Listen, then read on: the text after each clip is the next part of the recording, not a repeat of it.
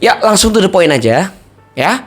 Gue akan membahas sesuatu yang sangat amat sensitif banget dan akhirnya punya waktu untuk coba berbagi lagi pandangan atau my personal opinion about politics. Yep, it's all about politics. Kita mau ngompol atau ngomong politik. Oke, welcome to politik, guys.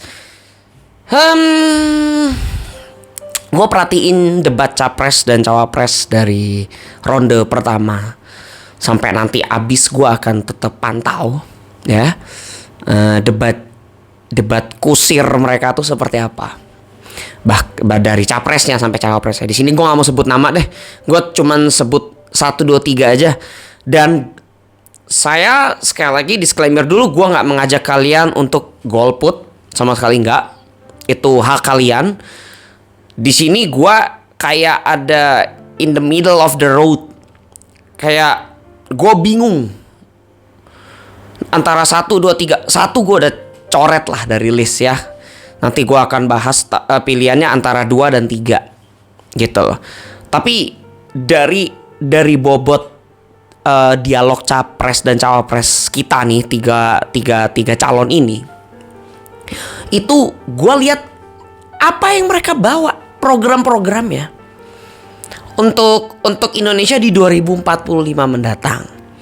Nggak jauh kok, nggak jauh. Rata-rata, ya gue nggak bahas nomor 1 ya. Nomor 1 itu udah pasti antitesa Jokowi. Dia tidak akan mau melanjutkan apa yang Jokowi udah buat. That's for sure. Berarti cuma nomor 2 sama nomor 3. Jadi mereka cuma berjanji bahwa kami akan melanjutkan apa program-program Pak Jokowi. Which is good. Ada beberapa yang belum selesai, which is good. Ya, IKN, food estate, terus banyak lah. Panjang nanti. Gue mau bikin video ini sepadat mungkin ya tentang intisarinya aja. Tapi gak ada program dari 3 calon ini yang bawa Indonesia itu di 2045 itu bukan lagi negara berkembang, tapi negara maju. Contoh 1 ya. Negara-negara tetangga kita. Ya Kak, koreksi kalau gue salah, karena mungkin karena kita negara kepulauan, jadi mungkin susah ngaturnya. But itu bukan alasan. Itu sama sekali bukan alasan, guys. Kita tertinggal sangat jauh banget ya dari negara tetangga ASEAN kita. Mereka udah ngomongin AI. Mereka udah ngomongin aplikasi yang sangat bisa banyak membantu rakyat. Gue gak usah sebut negara mana. Mereka bahkan bisa membuat jalanan itu bertingkat-tingkat di ibu kota. Mereka bahkan bisa membuat struktur city atau bangunan itu seolah-olah kayak ada lantainya. Penggunaan panel tenaga surya, tenaga matahari, selain daripada pakai selalu PLN atau tenaga listrik, mereka udah mengembangkan sistem panel solar panel itu secara maksimal sehingga mereka tidak terlalu bersandar lagi kepada listrik atau PLN kita di Indonesia. Nah, di 2045 menuju Indonesia Emas ini 3 orang ini, 3 capres ini dan cawapres ini sama sekali gak ada apa ya, gak ada yang bawa kira-kira Indonesia tuh menuju ke sana. Apalagi yang nomor 1, pembualan yang kalau gue ngomong tuh enak banget rasanya. Pembualan tentang semua ibu hamil di seluruh NKRI ini akan dapat tunjangan 6 juta. Tapi pas si cawapres diundang ke podcastnya Om Deddy, tiba-tiba dia bilang, itu kan cuman ya kampanye. Seolah-olah udah kayak gak malu lagi ngomong kayak begitu. Itu kan cuman janji kampanye. Berarti kayak mereka ini sudah tahu bahwa sudahlah, rakyat kita ini gampang banget kok dibohongin dengan hal-hal yang berbaunya tinggi, berbaunya indah, berbau enak. Pokoknya dijanjiin itu dulu. Nanti penyelesaiannya, eksekusi programnya di lapangan, bodoh amat, gue gak peduli. Ya yang penting kampanye dulu lah, yang penting dapetin hati dulu. Terserah ya mau tersinggung apa enggak, ini opini gue gitu. Itu salah satu contoh tentang tunjangan 6 juta untuk ibu hamil. Gila. Dari mana? Dananya tuh mau dari mana? Aduh. Terus menjanjikan berapa? 150 triliun. Nah, angkanya koreksi kalau gue salah. 150 triliun apa 100 triliun apa 50 triliun untuk generasi muda. Untuk apalah programnya? Nggak jelas. Nggak jelas banget. Kenapa? Faktanya yang terjadi sebelum kalian menjadi capres atau cawapres, ngurus Jakarta aja nggak bener. JIS nggak sesuai standar FIFA. Sebutin lagi. Formula One. Pohon ditebangin di Monas, apa kabarnya itu? Buang-buang anggaran bikin hiasan-hiasan batu, bambu nggak jelas. Itu anggarannya kemana sekarang? Pembelaan apa? Jalan dilobangin untuk air resapan. Gagal programnya. Terus mau mimpin hampir 250 juta atau hampir 300 juta penduduk di Indonesia. Itu nggak make sense. Bagaimana mau ngurus 300 juta orang kalau ngurus kecil kota Jakarta aja itu nggak bisa. Udahlah, gue nggak mau ngomongin tentang nomor 1 karena memang gue nggak anggap gitu loh. Itu kayak gimmick aja. Oke? Dalam hal ini disclaimer ya. Di dalam hal ini nomor 1, nomor 2, nomor 3 banyak gue nggak setujunya dengan alasan gue di depan tadi. Kenapa? 2045 mau bilang Indonesia menuju puncak keemasannya. Terus programnya apa? Apa programnya yang bersaing dengan negara lain apa?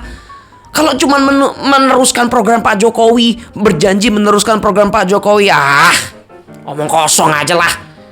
Nanti ada anggaran yang dipotong, tiba-tiba nggak tahu anggarannya kemana, taunya dikorupsi.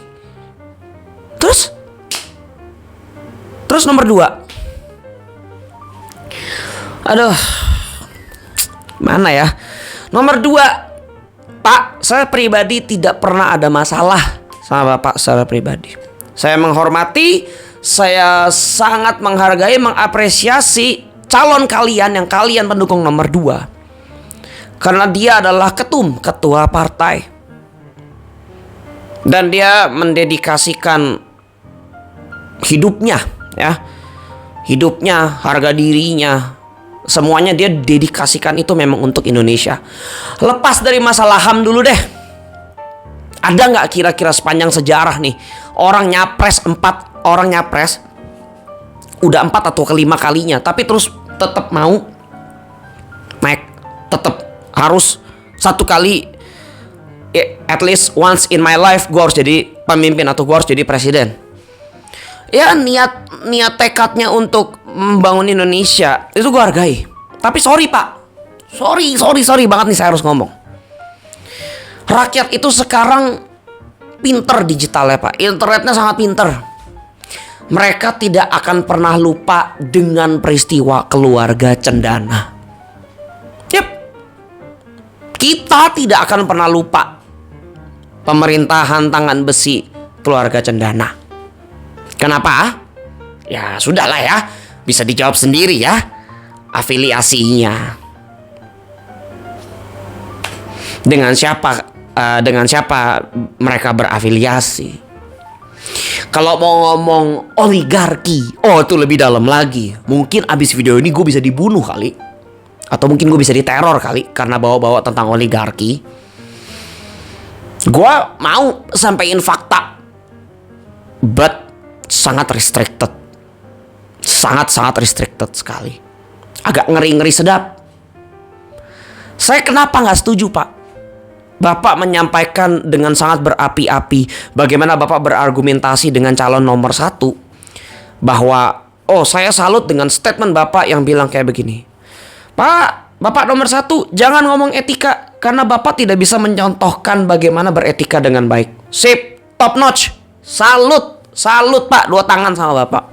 Bapak berani mengungkapkan fakta itu bahwa memang si nomor 1 ini, ya kalau mau ngomong masalah etika, saya tahu sejarahnya sebelum dia capres sama Bapak. Tapi sorry Pak, saya harus ketus, saya harus mungkin agak bersuara lantang. Bukan saya tidak mau memilih Bapak, tapi orang-orang di bawah Bapak nih. Bagaimana Pak tuh? wakil waketum Bapak atau anggota Bapak yang nggak setuju dengan Densus 88. Densus 88 itu adalah frontline untuk anti terorisme di NKRI. Dan salah satu anggota Bapak menuntut, mendimen agar itu dibubarkan. Rakyat awam, Pak, yang mungkin bukan seperti saya ya, rakyat awam yang mungkin cuman tahu politik hanya di tepian, langsung akan menjudge atau mencaci bahwa, loh kok jadi pro terorisme? Katanya Bapak Pancasilais, katanya Bapak lebih TNI, Bapak lebih TNI dari si TNI-nya sendiri. Tapi ketika Bapak punya anggota yang mendukung untuk dibubarkannya Densus 88, kok Bapak diem aja? Kenapa Bapak nggak bersuara tentang itu? Kenapa Pak cuman diem? Sangat disayangkan. Apalagi kedekatan Bapak dengan keluarga Cendana. Sayang banget. Saya suka sama Bapak, bener. Sangat suka. Karena Bapak punya karakter, nggak bisa disetir oleh ketua partai kayak calon satunya. Karena Bapak sendiri sudah ketua dan Bapak memang punya nilai, Bapak punya visi. Tapi sayang Pak, kalau bagi saya Bapak kayak main di dua kaki jadinya. Jiwa raga Bapak seolah-olah pengen bela NKRI, mati hidup untuk NKRI Pak. Tapi kaki satunya ini memang sih, saya ngerti politik itu harus cair, politik itu harus dinamis, bisa berubah-ubah. Dan Bapak pun mungkin membutuhkan sosok-sosok seperti itu. Tapi jangan ngomong untuk menuju Indonesia Emas 2045. Gimana caranya? Gimana caranya tuh? Saya juga bingung. Belum lagi pendukung-pendukung, sorry ya, garis-garis keras yang sering membanjiri jalan. Aduh, sayang Pak, sangat disayangkan.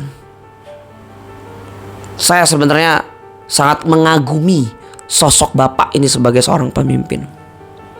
Tapi saya terjanggal di orang bawahnya Bapak. Mohon maaf ya, Bapak nomor 2, mohon maaf. Saya terjanggal sama orang-orang di bawah Bapak. Sekarang ke nomor 3. Aduh. Baru-baru ini kita dikagetkan banget dengan cuplikan pidato sang ketua partai. Kan gue udah bilang di sini gue nggak mau sebut nama sama sekali, partai juga gue nggak usah sebutin. Ya, anggap aja gue ini adalah analis bodoh yang masih baru banget kenal politik. Anggap aja seperti itu. Sang ketum tiba-tiba marah. Sang ketum sangat marah dan dia tunjukkan pada publik. Satu yang saya benar-benar ambil, apa ya, langsung secara instan itu kita langsung berpikir bahwa wow, kami ini Gen Z atau milenial itu adalah tulang punggung atau nanti yang akan terima tongkat estafet untuk kemajuan NKRI ini. Dan bisa-bisanya statement Anda seperti ini. Apa yang Gen Z atau milenial buat untuk bangsa ini kalau bukan cuma aplikasi yang bikin viral? Gila banget. Terus bagaimana Bu? Bagaimana Pak? Dengan para juara-juara atlet kita yang lomba fisika, lomba matematika, atau mereka yang udah dapat medali emas, dengan prestasi olahraga di bidang pelajaran, itu dilihat sebelah mata apa tutup mata gini jadi nggak bisa kelihatan prestasinya?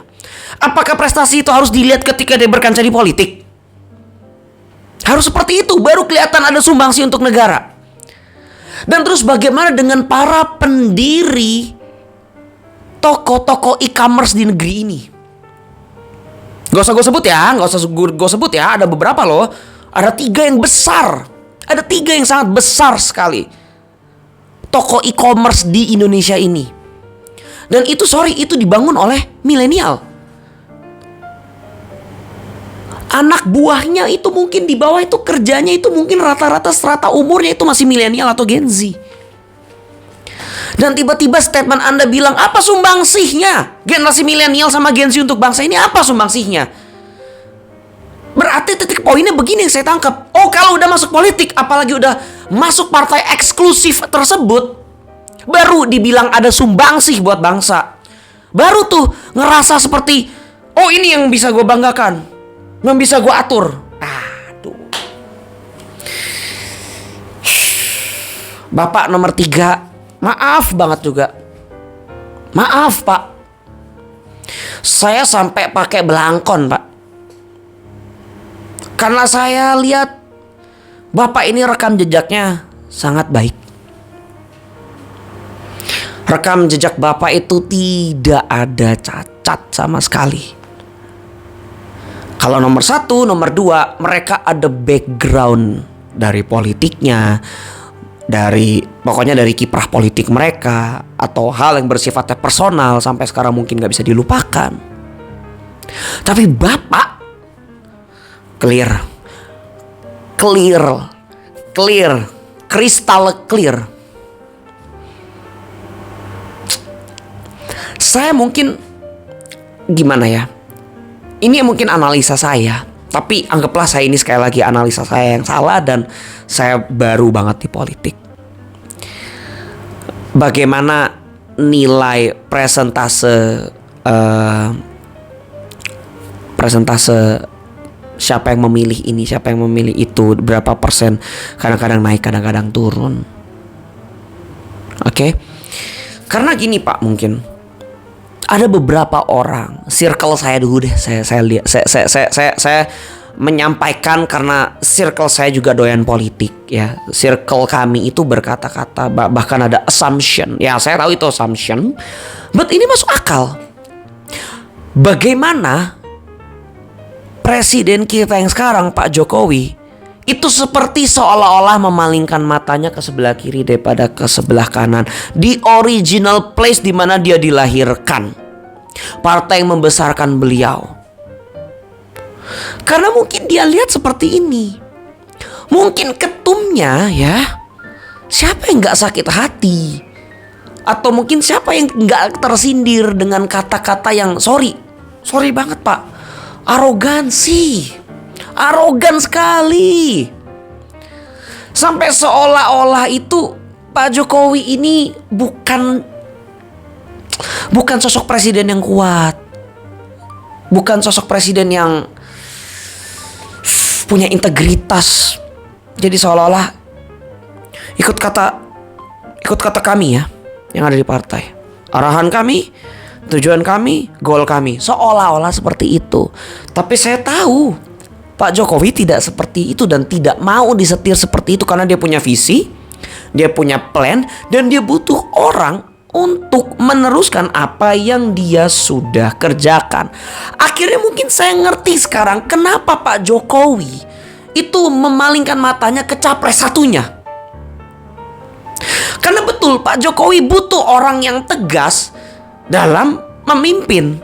Kedua, berani ngambil keputusan, berani ambil resiko seperti calon yang nomor 2 ini. Bagaimana Bapak mau melawan dunia internasional, Pak? Dunia internasional kita tuh perang di pengadilannya masih dalam masalah nikel loh. Nikel, batu bara, sama Freeport.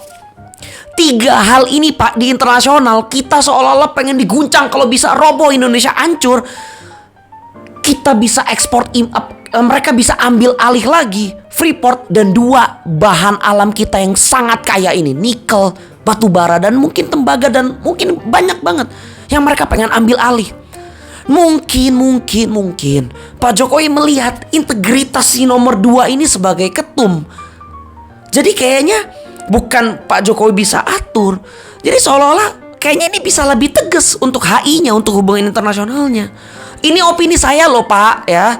Bapak nomor 3, ini opini saya. Tapi saya tidak memandang rendah Bapak. Saya tidak, sangat menghormati Bapak. Saya sangat menghormati Bapak. Saya tidak memandang rendah Bapak. kalau Bapak tidak bisa berkancah di dunia internasional nanti. Saya tidak berkata seperti itu. Tapi seolah-olah yang tadi saya bilang, di circle kami Pak, seolah-olah terlihatnya seperti itu. Karena apa? Ketumnya seperti itu.